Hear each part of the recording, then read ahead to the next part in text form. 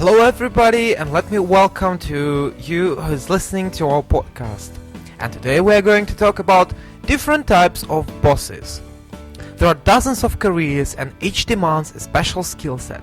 However, there is one skill that is universal to all career paths: managing your boss.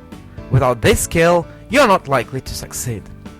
Sandra and I have prepared some interesting information. Shall we share, Sandra? Sure, let me start. We can place our bosses into 6 broad categories. The number one category is everyone's pal. This boss wants to be liked and usually avoids conflict. He is likely to let problems or incorrect behavior drag on until he is forced to deal with it. It is difficult for his employees because often they do not get the feedback they need to improve and grow. If you are a high achiever, you'll find yourself picking up the pieces for those not meeting their standards. It is easier for the boss to give more work to the high achiever than it is to correct the underachiever. The next type of boss is self-promoter. This is the boss who is out to make a name for him. This may include taking credit from his staff. However, he's ready to share the blame. Because he's always looking to grab the spotlight, this leaves him little time to develop the staff. And the category number 3 is high achiever. These dedicated bosses are generally the first to arrive at the office and the last to leave. A boss like this is constantly looking for ways to optimize his department and to improve his knowledge and skills. They are political people who understand the value of networking.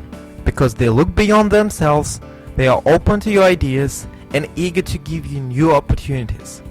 They also share all types of feedback, so you know where you stand. The downside of high achievers is that they cast a large shadow. Often, they are legendary in the department. However, they will challenge you and can bring out your best if you allow it. Roadblocks. The roadblock does as little work as possible. They tend to hire ordinary employees and don't push employees too hard. They love to preserve the status quo. These bosses tolerate mistakes, rework, and inefficiencies. Ambitious employees or peers are threatening to this boss.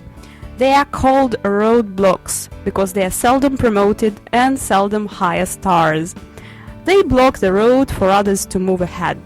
They also hold the department back from meeting its highest potential. B+ manager. Most managers fall into this category. They are solid managers who do their best to run an efficient department. They are pretty good at giving feedback and often offer opportunities to top team members. They are likely to do well in the company, as are those that they mentor. And the last category is in over his head. Sandra, please describe this type of boss. I'll do it with pleasure. Have you ever had a boss who seemed to know less about his job than you? Most of us can answer yes. This type of manager is in over his head. For whatever reason, they were promoted to a position which they do not have the ability or knowledge to handle.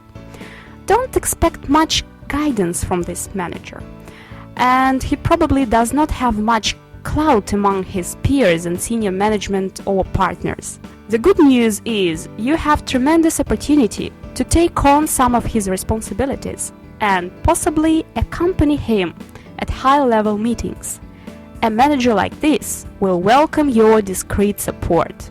Guys, make sure you listen to our next podcast because we are going to give you some advice on how to manage each type of boss. Stay in touch with us and we'll give you lots of interesting and useful tips. That was Bradley and Sandra.